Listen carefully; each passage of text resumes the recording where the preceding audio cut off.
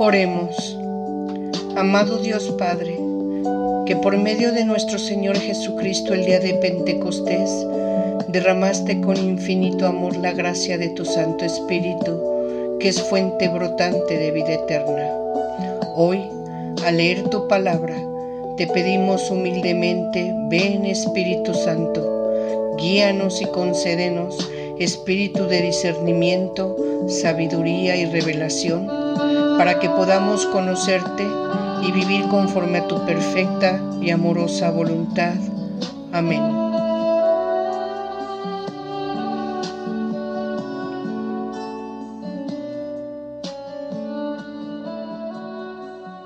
Nuevamente con el enorme gusto de estar con ustedes en nuestro curso de las epístolas católicas, en el que ya vimos la primera carta de San Pedro, y en el curso de hace 8 días iniciamos el primero y el segundo capítulo de la carta de Santiago, para continuar hoy con el capítulo 3, 4 y 5, y ya terminaremos entonces esta carta de Santiago. ¿Y cuál es el contenido de estos 3 capítulos que vamos a analizar el día de hoy? Veamos pantalla. Tenemos en el capítulo 3, vamos a analizar lo que nos dice Santiago en relación a la interperancia en el hablar, contra la interperancia en el hablar, para pasar después al tema de la verdadera y la falsa sabiduría. Pasando al capítulo cuarto, veremos lo que nos dice Santiago contra las discordias y las advertencias a los ricos. Y finalmente el capítulo 5, que nos habla de las advertencias a los ricos, nuevamente continuando, la venida del Señor, exhortaciones finales y la oración de fe. Eso es lo que vamos a ver el día de hoy para finalizar la carta de Santiago. Nuevamente recordando, el texto rojo es la transcripción textual de la carta de Santiago en los versículos que se señalan en la lámina, y lo que estoy colocando a la derecha de su pantalla es con lo que ilustro para tratar de explicar un poco mejor el contenido de lo que estamos analizando. Y así entonces, este versículo que vamos a ver es el capítulo 3, versículos 1 al 12, en el que Santiago nos habla contra la interperancia en el hablar. Doy lectura y dice: no queráis ser maestros, mucho menos hermanos míos, sabiendo que tendremos un juicio más severo, pues todos caemos muchas veces. Si alguno no cae al hablar, ese es un hombre perfecto, capaz de refrenar todo su cuerpo. Si ponemos a los caballos frenos en la boca para que nos obedezcan, dirigimos así todo su cuerpo. Mirad también las naves, aunque sean grandes y vientos impetuosos las empujen, son dirigidas por un pequeño timón, a donde la voluntad del piloto quiere. Así también la lengua es un miembro pequeño y puede gloriarse de grandes cosas. Mirad qué pequeño fuego y qué bosque tan grande incendia. La lengua es también fuego, es un mundo de iniquidad. La lengua, que es uno de nuestros miembros, contamina todo el cuerpo y, encendida por la ajena, prende fuego a la rueda de la vida desde sus comienzos. Toda clase de fieras, aves, reptiles y animales marinos pueden ser domados y de hecho han sido domados por el género humano. En cambio, ningún hombre ha podido domar la lengua. Es un mal turbulento, está llena de veneno mortífero. Con ella bendecimos al Señor y Padre, y con ella maldecimos a los hombres, hechos a imagen de Dios. De una misma boca proceden la bendición y la maldición. Esto, hermanos míos, no debe ser así. ¿Acaso la fuente mana por el mismo caño agua dulce y amarga? ¿Acaso, hermanos míos, puede la higuera producir aceitunas y la vid higos? Tampoco el agua salada puede producir agua dulce. Bueno, aquí Santiago nuevamente nos está retomando el tema de el hablar, cómo el ser humano por naturaleza tiende a la hipocresía cuando al hablar y con esa hipocresía es capaz de decir, bueno, dobleces, sandeces, en fin, situaciones que de alguna manera van a dañar a la persona a la quien se dirige esta forma de hablar, pero sobre todo también nos daña a nosotros al hablar de esa manera. Nosotros sabemos en el Evangelio, nuestro Señor Jesucristo nos dice, no es lo que entra por la boca lo que envenena el cuerpo, sino lo que sale del corazón. Y cuando está hablando de corazón, no está hablando del músculo cardíaco, no, está hablando de los sentimientos, está hablando del pensar, del razonar, del sentir de la persona. Del corazón puede salir odio, rencor, envidia, repugnancia, coraje, en fin, todo género de sentimientos pueden ser expresados a través del hablar. Aquí Santiago nos hace un llamado para decir, no debe de ser esto.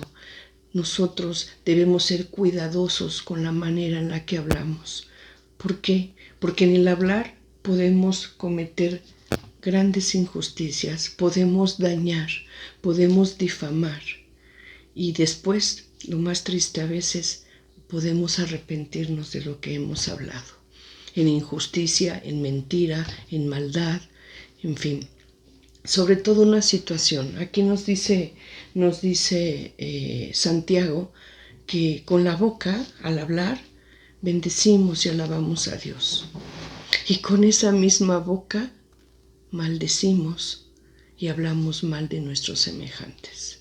Esto no puede ser así. Nuestras alabanzas, nuestra exclamación a Dios Padre, esa exclamación de amor, de fidelidad, de temor a Dios, queda sin valor, queda nula si después nosotros nos expresamos mal hacia un semejante, sobre todo cuando es en calumnia, en mentira, en odio. A esto se refiere este capítulo 3 en sus versículos 1 al 12.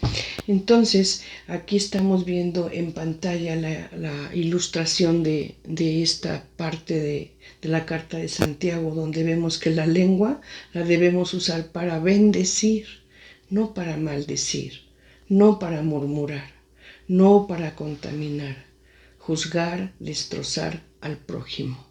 Bien, avanzando con el contenido del capítulo 3, tenemos la verdadera y la falsa sabiduría. Y aquí nuevamente volvemos a retomar este tema que ya fue anteriormente tocado en la carta. Nosotros veamos pantalla donde estoy yo aquí de alguna manera tratando de conceptuar o definir lo que es la mansedumbre de la sabiduría. Y estamos señalando que dice, la mansedumbre de la sabiduría es la virtud de templanza que modera el carácter y sus efectos desordenados. Se logra si permitimos que el Espíritu Santo nos transforme y prepare para que a través de nosotros se cumpla la obra de Dios.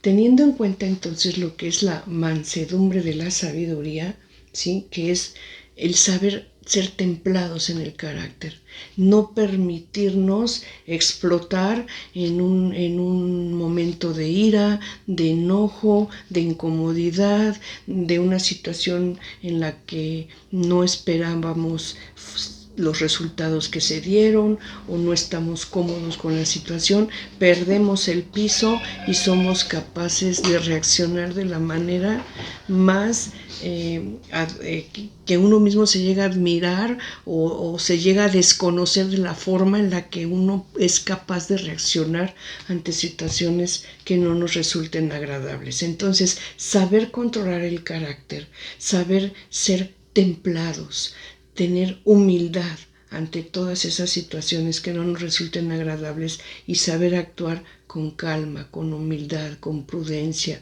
boca callada, eso es la mansedumbre de la sabiduría. Entonces, explicado esto, vamos a dar lectura y creo se pueda comprender el capítulo 3 en sus versículos 13 a 18. Demos lectura.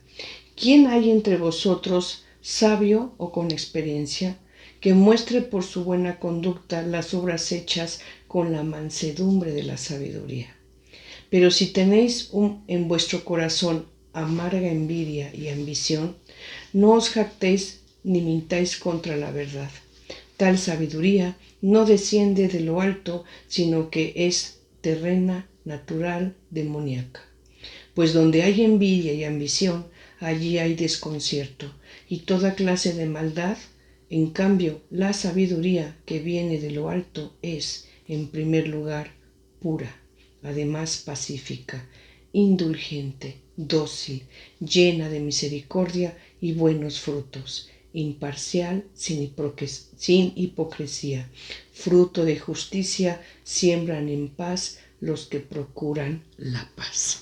Esto se puede comprender, repito, si tenemos bien entendido lo que es la mansedumbre de la sabiduría, que obviamente pues es dada por el Espíritu Santo. Hay que pedirla, ponernos en oración y pedirle al Espíritu Santo nos dé una infusión de mansedumbre en sabiduría para saber reaccionar en situaciones en las que después nos podríamos asombrar de cómo fuimos capaces de reaccionar de manera en la que nos llegamos a desconocer por esa ira, ese coraje, ese hablar con el que pudimos en un momento dado haber reaccionado. Después, avanzando, ¿verdad? Vamos a ver el capítulo 4 en su versículo 1 al 12 que nos dice: contra las discordias. Aquí Santiago está hablando nuevamente sobre sentimientos humanos, como es la discordia y otras más que vamos a analizar aquí. Leamos, dice: ¿de dónde proceden guerras y contiendas entre vosotros? ¿No es de vuestros deseos de placeres que luchan en vuestros miembros? Codiciáis y no poseéis, matáis, envidiáis y no podéis conseguir, combatís y hacéis la guerra. No tenéis porque no pedís, pedís y no recibís porque pedís mal, con la intención de malgastarlo en vuestros deseos de placeres. Adúlteros, ¿no sabéis que la amistad con la que el mundo ¿no sabéis que la amistad con el mundo es enemistad con Dios?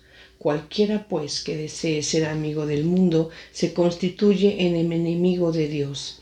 ¿Pensáis que la Escritura dice en vano: tiene deseos ardientes el Espíritu que Él ha hecho habitar en nosotros? Más aún, da una gracia mayor y por eso dice: Dios resiste a los soberbios y da su gracia a los humildes. Someteos pues a Dios, resistid al diablo y él huirá de vosotros. Acercaos a Dios, y él se acercará a nosotros. Limpiad, pecadores, las manos, purificad los corazones, hombres irresolutos, lamentad vuestra miseria, entristeceos y llorad. Que vuestra risa se cambie en llanto y vuestra alegría en tristeza. Humillaos ante el Señor y Él os ensalzará. No habléis mal unos de otros, hermanos. El que habla mal de su hermano o juzga a su hermano, habla mal de la ley y juzga a la ley. Y si juzgas a la ley, ya no eres un cumplidor de la ley, sino un juez. Uno solo es legislador y juez, el que puede salvar o perder. En cambio, tú, ¿quién eres para juzgar al prójimo? Bueno, aquí estos versículos 1 al 12 están llenos de contenido muy importante que tenemos que empezar a analizar detenidamente. Primeramente, habla nuevamente de los sentimientos pues bajos del ser humano: el rencor, la discordia, la envidia, la guerra, la lucha, la traición, todos estos sentimientos que nacen, ¿verdad?, del corazón, del pensamiento de una persona. Después dice, y esto es bien importante, dice, lo vuelvo a leer, dice, no tenéis porque no pedís, o sea, no pedimos, y no podéis conseguirlo. Combatimos y hacemos guerra, y no tenemos porque no pedimos, y pedimos y no recibimos porque pedimos mal. ¿Qué debemos entender por esto? Primero nos dice, no conseguís porque no pedís. ¿Qué quiere decir? No oramos, no hay oración. Aquí se refiere a aquellas personas que no hacen oración, ¿sí? Entonces, viven en un ambiente de insatisfacción, de desesperanza, y esta se le apareja todos esos sentimientos que provocan discordia, enemistad, guerra, odios, rencores, venganzas. Pero la persona no ora, y la oración es importantísima. Ahora, para aquellos que sí oran, que sí hacen oración, dice que los que oran piden mal. ¿Y a qué se refiere? Creen que orar es pedirle a Dios. Y no. Para orar hay que ponerse en presencia de Dios y primero hay que expresarle nuestro amor, nuestro agradecimiento. Hay que pedirle perdón por todas esas conductas en las que el hombre, por la concupiscencia, que es la tendencia al pecado, incurre todos los días. Yo me pregunto, ¿recuerdas la última vez que doblaste tu rodilla para pedirle a Dios, clamarle a Dios ayuda, protección, bendición, sanación, la solución de una tribulación? ¿Lo recuerdas? Seguramente sí. Pero ¿recordamos la última vez que doblamos la rodilla en alabanza a Dios? O agradeciéndole a Dios el que tenemos una casa, un techo, una familia, un trabajo, una forma de solventar nuestras necesidades económicas, de que tenemos salud, de que nos despertamos todos los días y podemos ver a nuestro hijo, a nuestra hermana, a nuestro esposo, en fin, nos levantamos y le damos gracias a Dios por ese nuevo día que nos está regalando como una oportunidad para crecer en el amor de Dios. ¿Recordamos la última vez en la que doblamos la rodilla para pedirle perdón a Dios? Bueno, pues desde ahí estamos pidiendo mal. Estamos pidiendo mal. Sobre todo, hay que pedirle no para nuestros placeres o necesidades materiales, sino hay que pedir para crecer espiritualmente.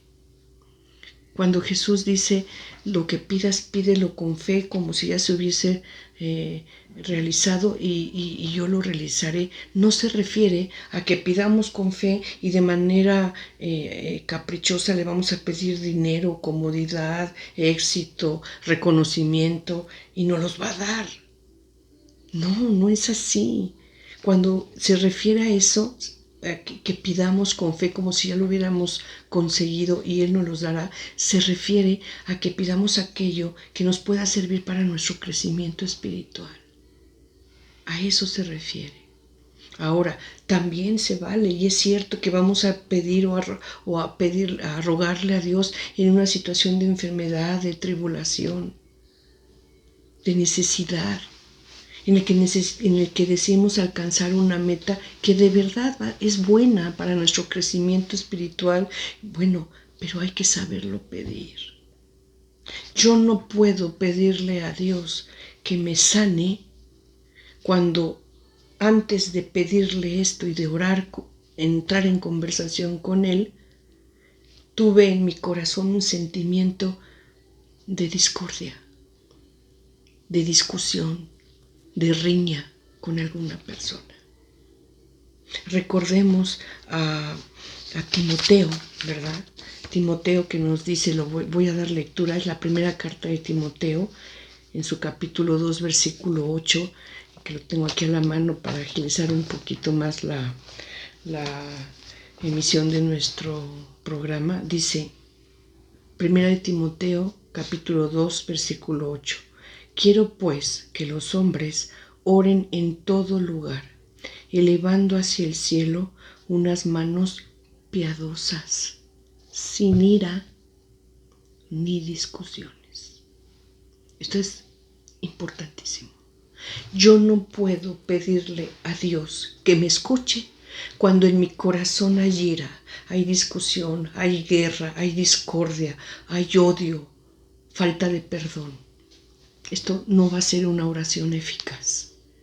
Necesito, ¿verdad?, perdonar, guardar en mi corazón buenos sentimientos, pero ser honesta, de verdad, ¿sí? Alzar los brazos en oración en unas manos, ¿verdad?, sin ira ni contienda, para que nuestra oración sea escuchada. Y entonces, así podemos, entonces, con esa condición, podremos atender lo que nos dice Marcos, el evangelista Marcos, en su capítulo 11, 24, que dice: por eso os digo, todo cuanto pidáis en oración, creed que ya lo habéis recibido y lo obtendréis. Claro que sí, pero cuando en nuestro corazón, en nuestra alma, no haya ni ira ni contienda, sin discusiones. Bien, después vemos aquí que en el versículo, en el capítulo 4, versículo 4, dice Santiago: adúlteros, ¿no sabéis que la amistad con el mundo es enemistad con Dios? Cuando dice adúlteros aquí, se está refiriendo a la infidelidad, ¿sí? A esa infidelidad en la que muy frecuentemente caemos las personas. Cuando volteamos a ver o a pensar, a creer o a querer reconocer o encontrar algo que se pueda parecer a un poder que solamente tiene Dios. Caemos en sincretismo, ¿verdad? Creemos en la buena suerte, creemos en el horóscopo, creemos en tontería y media, cuando solamente la oración debe de ser para el poderoso, para el único Dios, para nuestro Padre. Cuando salimos de eso, somos adúlteros, a eso se refiere, falta de fidelidad a Dios. Después, dice: Dios resiste a los soberbios y da su gracia a los humildes. Claro, lo más triste que puede haber es una persona que dentro de toda su necesidad de clamar a Dios, de hacer oración, de pedir y que sea escuchado, que no reconozca que necesita hacerlo, que no quiera hacer oración, porque no reconozca o no crea en Dios, o porque reconociéndolo y sabiéndolo no quiera entrar en oración con Dios. Jesús era un hombre que oraba todos los días. Y cuando digo hombre, estoy hablando de su naturaleza humana, porque él, hijo de Dios, en su naturaleza humana, sabía que necesitaba todos los días entrar en oración con su Padre. Sabía que la oración era una forma de alimentar su espíritu, de acrecentarlo, de acercarlo a Dios. Entonces, aquí lo importante es que sepamos darnos cuenta con humildad la necesidad que tenemos de la oración y la necesidad que tenemos de acercarnos a Dios, ¿sí? De acercarnos a Dios y Él se acerque a nosotros. Pero nos tenemos que acercar, porque Dios nos da el libre albedrío de decidir si nos queremos acercar o no. Él nos busca, Él siempre es el que busca, pero uno es el que decide si se acerca o no se acerca. Uno es el que decide si aprende a ser humilde para poder entrar en conversación con Dios, o seguimos en esa soberbia, porque Dios resiste a los soberbios. En cambio, a un corazón contrito, a un corazón adolorido, necesitado, que clama a Dios en humildad, Dios se acerca. Siempre, siempre Dios se acerca. Bien, y así entonces tenemos aquí, estoy poniendo algunas ilustraciones en donde estamos ilustrando la envidia, ¿verdad?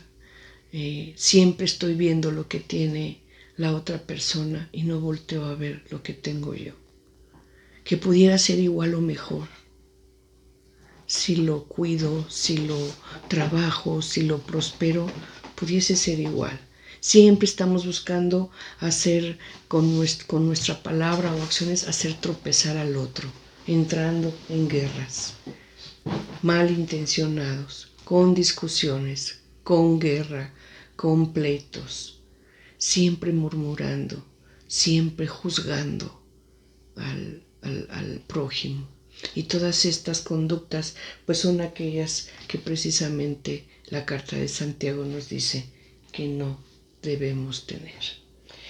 Después en el capítulo 4, en sus versículos 13 al 17, voy a dar lectura y dice: ahora bien, vosotros los que decís hoy o mañana iremos a tal o cual ciudad, pasaremos allí el año, negociaremos y ganaremos. Vosotros, que no sabéis qué será de vuestra vida el día de mañana, sois vapor de agua que aparece un momento y después desaparece. En lugar de decir, si el Señor quiere, viviremos y haremos esto o aquello. Pero ahora os jactáis de vuestra fanfarronería. Toda jactancia de este tipo es mala. Aquel pues que sabe hacer el bien y no lo hace, comete pecado. Aquí estamos viendo nosotros la ilustración. El pecado de omisión. Saber lo que tenemos que hacer y no hacerlo. Y también debemos saber que todo hombre es culpable del bien que no hizo. Debemos recordar que es pecado saber lo que se debe hacer y no hacerlo. Vuelvo a repetir, es lo que nosotros conocemos como el pecado de omisión, ¿sí? Pero también se refiere aquí a esa ambición, ¿verdad? A ese lucro desmedido, porque aquí habla de comercio, de negocios, ¿sí? Repito, dice, ahora bien, vosotros los que decís hoy o mañana iremos a tal o cual ciudad, pasaremos allí el año, negociaremos y ganaremos. Se está refiriendo, en este caso Santiago, al comercio y al lucro desmedido, ¿verdad? Al lucro abusivo. ¿Por qué? Por la ambición de tener más. Sí, y esto se ha dado en todos los tiempos, en todas las culturas, a través de la historia. Recientemente lo hemos podido ver. ¿Cómo es posible ahorita con una pandemia que la industria farmacéutica esté haciendo el negocio de su vida? Sobre la necesidad, la enfermedad, el sufrimiento y la muerte por enfermedad, ya no digo de un país o de una ciudad, de todo el mundo. El lucro ha sido desmedido, la ambición es desmedida cuando, grandes farmacéuticas unidas hubieran podido actuar de otra manera y esto se estaría resolviendo más rápidamente, pero no es así. Y ya no quiero pensar de que todos hemos sabido alguna experiencia de que llega un enfermo a un hospital gravemente enfermo que necesita atención inmediata y si no antes pasan a caja a dejar un depósito o si no antes le pagan al doctor la cirugía urgente que tenga que practicar, no dan la atención médica. ¿Sí? Entonces, no solamente es cuestión de negocio, estamos hablando de muchos ámbitos de la conducta del ser humano en donde sabe cómo debe de actuar y sin embargo no lo hace. Esto es lo que conocemos como pecado de omisión. Y bueno, finalmente sabemos que el que incurre en una omisión, sabiendo lo que debe de hacer, no lo hace, es pecado, incurre en pecado. Bien, avanzando, ¿verdad? Ahora en nuestro capítulo 5 ya, en el capítulo 5, versículo 1 al 11. Aquí Santiago está dando unas advertencias al rico. Vamos a dar lectura. Ahora bien, vosotros ricos, llorad y dad alaridos por las desgracias que están para caer sobre vosotros. Vuestra riqueza está podrida y vuestros vestidos están apolillados. Vuestro oro y vuestra plata están tomados de herrumbre, y de su herrumbre será testimonio contra vosotros, y devorará vuestras carnes con fuego. Habéis acumulado riqueza en estos días, que son los últimos. Mirad el salario de los obreros que segaron vuestros campos y que no habéis pagado. Están gritando, y los gritos de los segadores han llegado a los oídos del Señor de los ejércitos. Habéis vivido sobre la tierra lujosamente y os habéis entregado a los placeres, habéis hartado vuestros corazones para el día de la matanza. Condenasteis y matasteis al justo, no os resiste. Bueno, aquí nuevamente seguimos hablando de la ambición, del valor que se le da al dinero, cuando finalmente el dinero, la riqueza, el poder, la comodidad, los placeres, ¿verdad? Finalmente mundanos, y que no nos vamos a llevar. No nos vamos a llevar. Todos podemos tener la certeza indubitable de algo. Todos vamos a morir. Y todos nos vamos a ir sin nada. Entonces, todo aquello que hayamos podido acaudalar en esta vida no nos va a servir. En esta vida no nos va a servir. Y tristemente muchos logran hacer esa riqueza, la logran a través de la explotación de personas, no pagándoles sus salarios, ¿verdad? O abusando de la necesidad de un empleo para explotar en medida su trabajo por una paga no justa, no correcta. Así también podemos ver que estos versículos nos hablan de que el tiempo se acerca. ¿Por qué? Porque cuando se escribe esta carta, podríamos decir lo que es casi todo el primer siglo, ¿verdad?, de nuestra era, se tenía la idea. Sobre todo estamos hablando de los evangelistas, de Pablo, de Santiago, de Pedro, de Juan. Tenían la idea que los tiempos escatológicos estaban llegando a su fin, ¿verdad? Porque finalmente los tiempos escatológicos es el fin, ¿sí? El final de los tiempos, eso es tiempos escatológicos, el final de los tiempos. ¿Y cuándo se va a dar este final de los tiempos?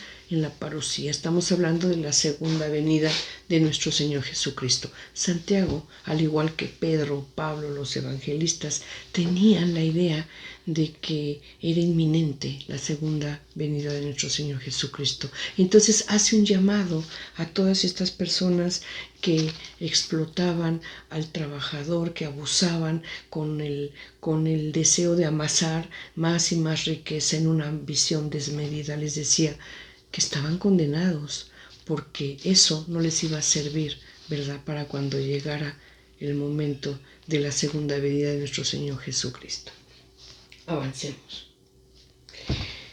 Entrando ya ahora al capítulo 5, en sus versículos 7 al 11, nos habla de la venida del Señor, lo que acabábamos de tocar, y dice: tened pues paciencia, hermanos, hasta la venida del Señor.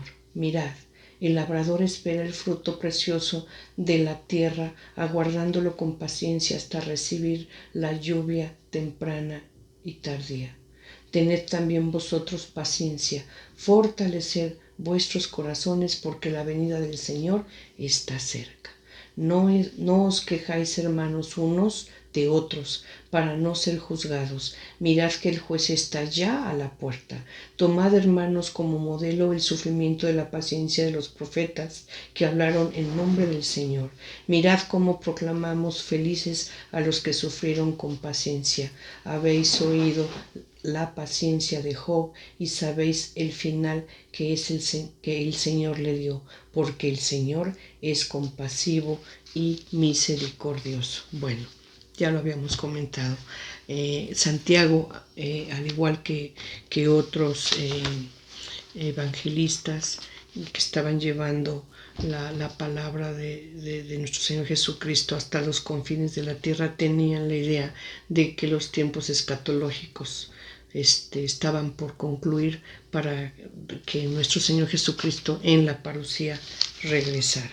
Y entonces aquí nuevamente la palabra paciencia vuelve a aparecer, ¿sí? La paciencia, el saber esperar y cómo nos comportamos mientras esperamos, como lo había yo señalado en la plática anterior. El saber aceptar el sufrimiento, ¿sí? Saber que abrazamos el sufrimiento, abrazamos la cruz, ¿verdad? En bien en espera del bien que sabemos vamos a recibir, ¿sí? Todo esto nos hace crecer en espíritu, todo esto nos hace fortalecernos en una fe probada, en la calidad de la fe probada. Entonces, aguardad con paciencias la venida de nuestro Señor Jesucristo. Aguardad con paciencia, si no es así, pues el llamado a la presencia de Dios para que podamos entrar en su gloria. Como lo decía yo, todos tenemos la certeza indubitable de que todos vamos a morir. O aquellos que no, corrigiendo estaría yo entonces ahora, es porque van a vivir la parucía, la segunda llegada de nuestro Señor Jesucristo. Pero mientras esto sucede, pues tenemos que probarnos en la fe, con paciencia, con la oración. Avanzamos. El capítulo 5:12 es un versículo muy importante y es la exhortación final que nos hace nuestro autor de esta carta, ¿verdad? Santiago. Y dice, versículo 12 del capítulo 5, exhortaciones finales. Ante todo, hermanos, no juréis ni por el cielo, ni por la tierra, ni por ninguna otra cosa, que vuestro sí sea sí y el no, no, para no incurrir en juicio. ¿Qué quiere decir esto de que si nuestro sí sea sí o no, no? Que seamos sinceros en nuestro actuar, en nuestro hablar. No digamos sí pensando que no. Y yo creo que todas las personas en algún momento, situación, por lo que se esté viviendo, con quien estemos hablando, nos hemos visto en la postura de decir sí a algo que nos están cuestionando, preguntando, planteando, ofreciendo, y decimos sí, sabiendo que no. Que no porque no lo deseamos, no estamos de acuerdo, no lo vamos a hacer, o no es verdad. O decimos lo contrario, ¿verdad? Decimos que no, sabiendo que sí. Entonces, aquí ¿a qué nos llama Santiago en su carta? A que hablemos con sinceridad, que nuestra palabra sea de honor, que sea confiable, que sea la adecuada a lo que realmente piensa nuestro corazón, a lo que siente nuestro corazón y piensa en nuestra mente, ¿sí? Sin hipocresías, con sinceridad. Y obviamente, ¿verdad? No jurar, no usar el nombre de Dios para darle fuerza o confiabilidad a nuestra palabra. No es, según Santiago, no debemos incurrir en juramento, y menos si este juramento, ¿verdad?, es en vano, no es correcto. Entonces, aquí nosotros podemos ver la cita en pantalla, dice, se dijo a los antepasados, no perjurarás, porque si os digo que no juréis en modo alguno. Esto lo podemos encontrar en Mateo, en su capítulo 5, versículos 33 y 34. Dicho de otra manera, no juremos. No juremos en nombre de Dios. Y menos aún, juremos en vano. Continuando, estamos ahora en el capítulo 5, o seguimos en el capítulo 5, versículos 13 al 15, y nos habla de la oración de fe. Y dice: ¿sufre alguno entre vosotros? Que ore. ¿Está alguno alegre? Que cante salmos.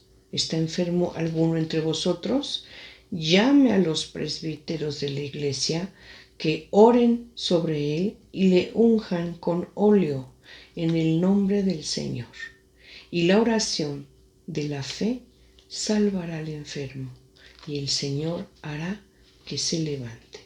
Y si hubiese cometido pecados, le serán perdonados.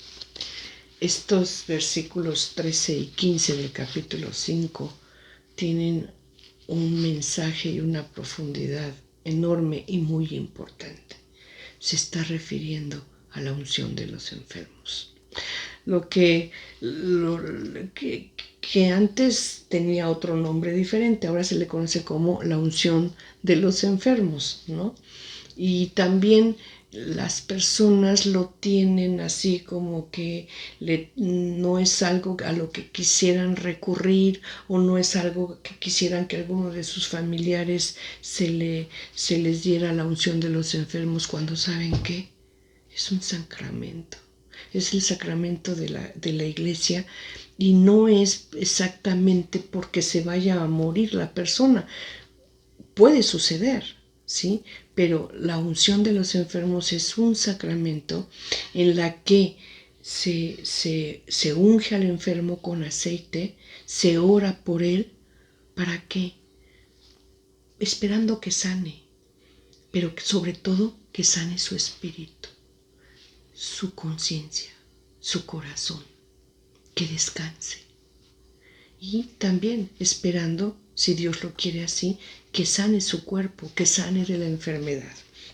Nosotros tenemos aquí una cita bíblica, me voy a permitir leerla, que dice en Marcos capítulo 6, versículo 13: expulsaban a muchos demonios y ungían con aceite a muchos enfermos y los curaban.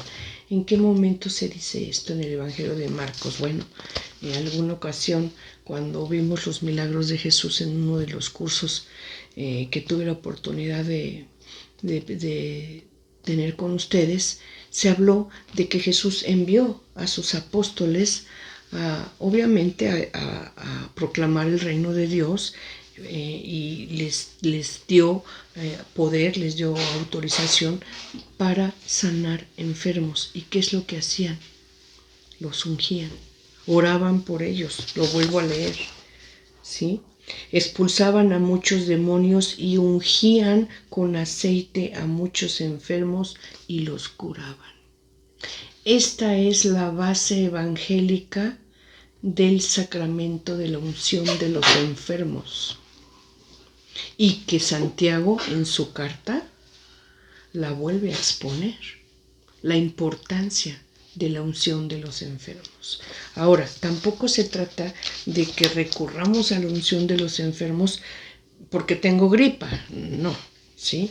Es un sacramento, hay que acudir a él con toda fe, con todo respeto, y cuando se recomienda que acudamos a este sacramento de unción de los enfermos, bueno, cuando se trata de una persona gravemente enferma que está en peligro de muerte, cuando se trata de una persona ya de edad, que está ya anciana, ¿verdad?, y está enferma, se puede recurrir también o pedir a un presbítero que le vaya a administrar el sacramento de la unción de los enfermos. O cuando se vaya a someter a una persona a una intervención quirúrgica, a una operación riesgosa en la que pueda estar en peligro su vida.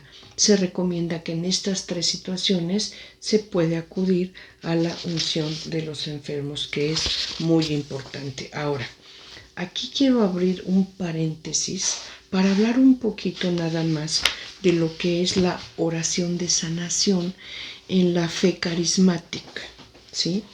Miren, esta oración de sanación, la Iglesia Católica, nosotros los católicos, por ignorancia y por desconocimiento, mucho tiempo, de verdad mucho tiempo fue mal vista. ¿Por qué?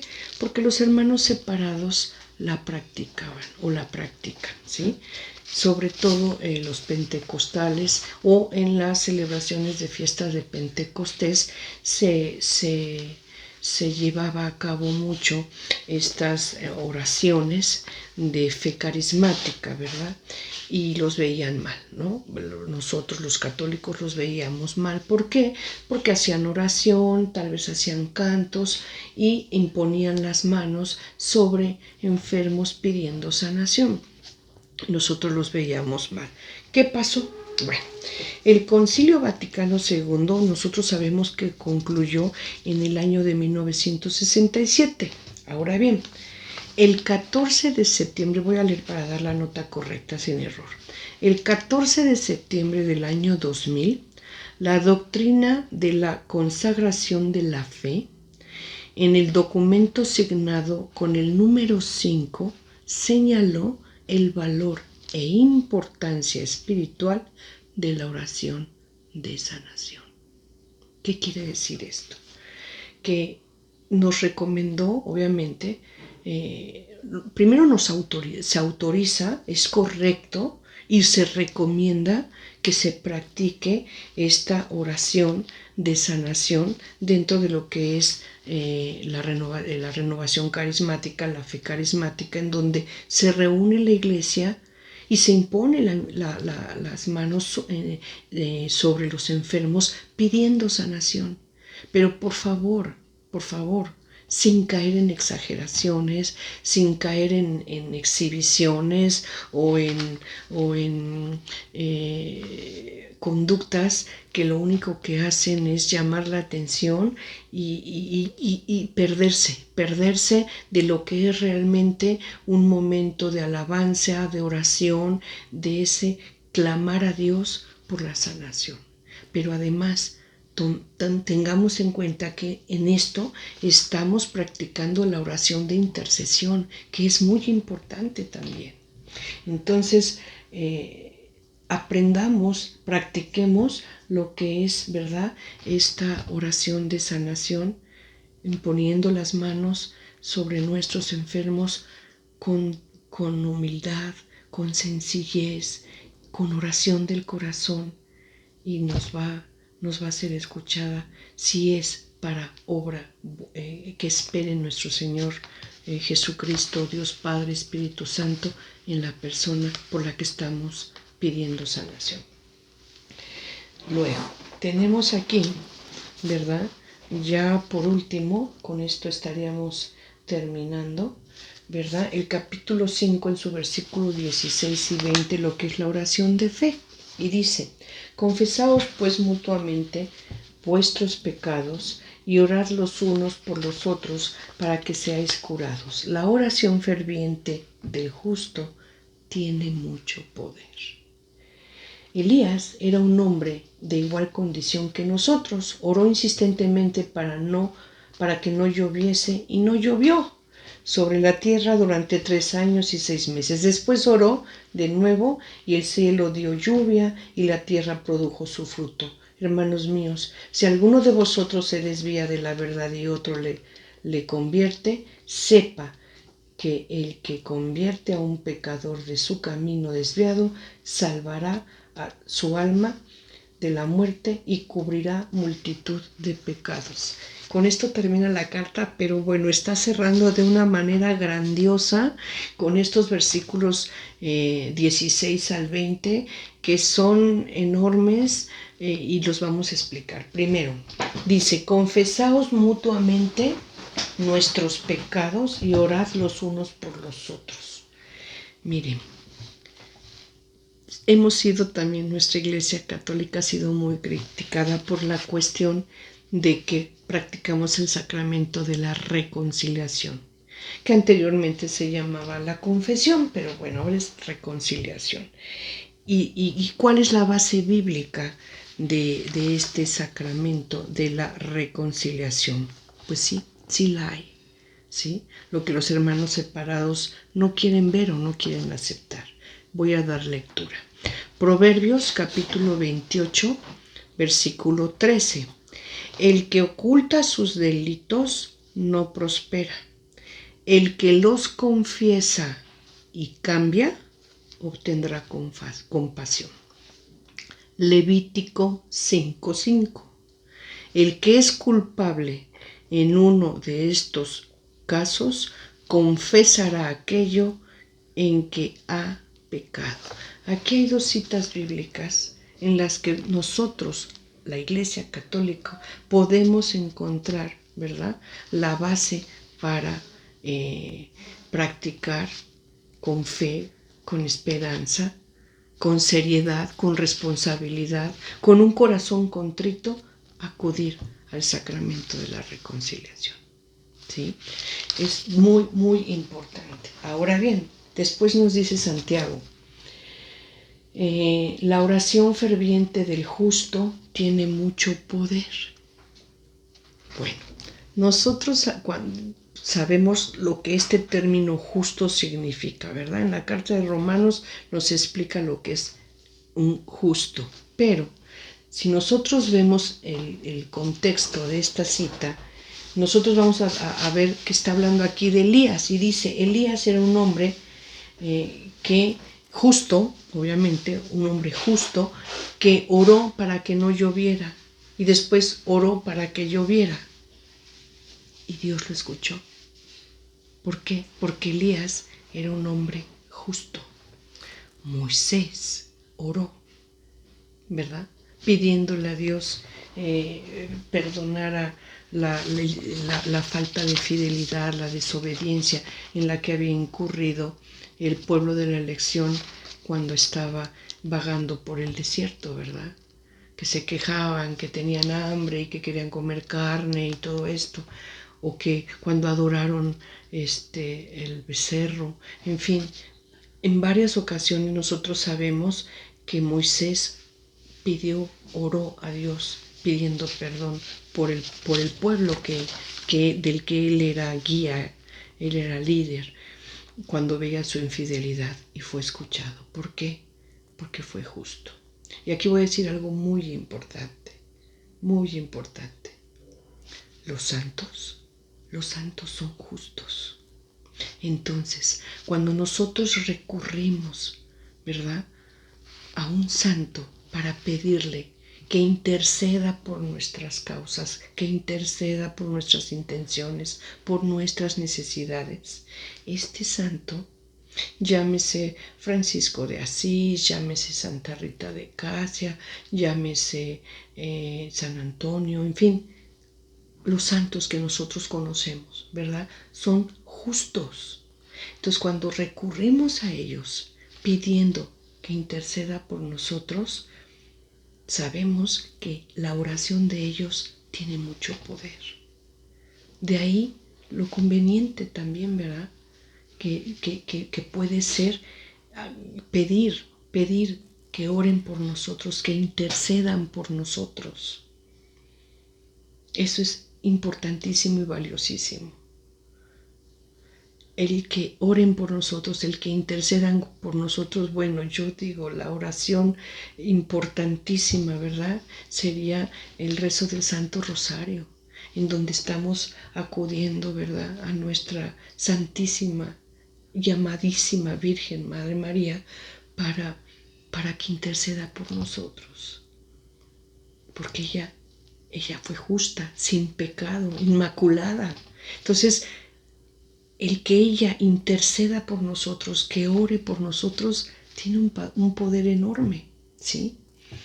Bueno, esto es lo quería yo mencionar de forma muy especial. Y por último, en el versículo 20 dice, sepa que el que convierte a un pecador de su camino desviado, salvará su alma de la muerte. Aquí la pregunta sería, ¿salvará su alma de la muerte? ¿Quién salvará su alma? ¿El pecador o el que está convirtiendo? ¿No? Y cubrirá multitud de pecados. ¿Qué pecados? ¿Los del pecador que se está corrigiendo o ayudando a corregirse, o uno que lo está guiando? Bueno, aquí vamos para poder entender este versículo, dice Ezequiel, voy a leer una cita para poder entender y darnos luz en este versículo 20 del capítulo 5 de la carta de Santiago, y dice Ezequiel 3, versículo 21: pero si tú adviertes al justo que no peque, y él no peca, ciertamente vivirá él por haber sido advertido, y tú habrás salvado tu alma. ¿Qué quiere decir? Que el que yo me dé cuenta que un hermano perdió la fe o un hermano está incurriendo en pecado y se lo hago ver, hablo con él, lo exhorto a que salga de esa conducta, que se corrija, ¿sí? Y lo hace, bueno, sus pecados, perdón, su culpa, ¿verdad? Su pecado puede ser perdonado y va a salvar su alma de la muerte, ¿verdad? Y puede así, ¿verdad? Cubrir multitud de pecados. Ahorita voy a explicar por qué, pero puede salvar su alma de la muerte, gracias a que una persona lo haya hecho recapacitar, lo haya hecho ver la conducta desagradable a Dios en la que estaba incurriendo, que es pecado. Pero la persona que ayudó a esta otra a que saliera de esa conducta de pecado, la persona que hable con el pecador, que lo aliente, que lo ayude, que lo guíe, también se salvará. Ambos. Esto es enorme y valiosísimo. Y después dice, y cubrirá multitud de pecados. ¿Por qué? Bueno, pues ya lo vimos, ¿verdad? Lo estudiamos en cursos anteriores, porque el amor, dice Pedro, cubre multitud de pecados. El amor cubre multitud de pecados. A eso se refiere y aquí retoma Santiago cuando dice esto.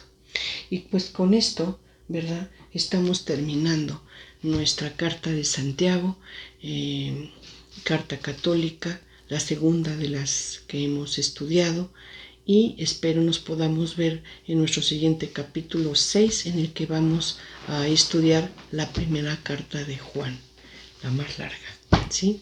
Espero yo contar con el honor de su audiencia. Muchas gracias y bueno, Shalom Aleichem.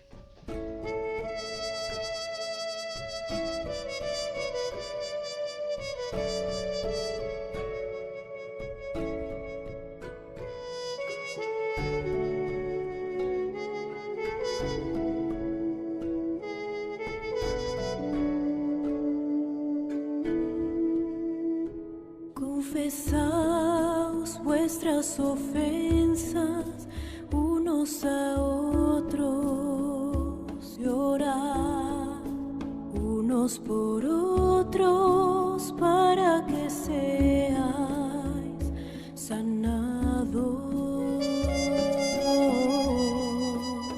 La oración eficaz del justo puede mucho.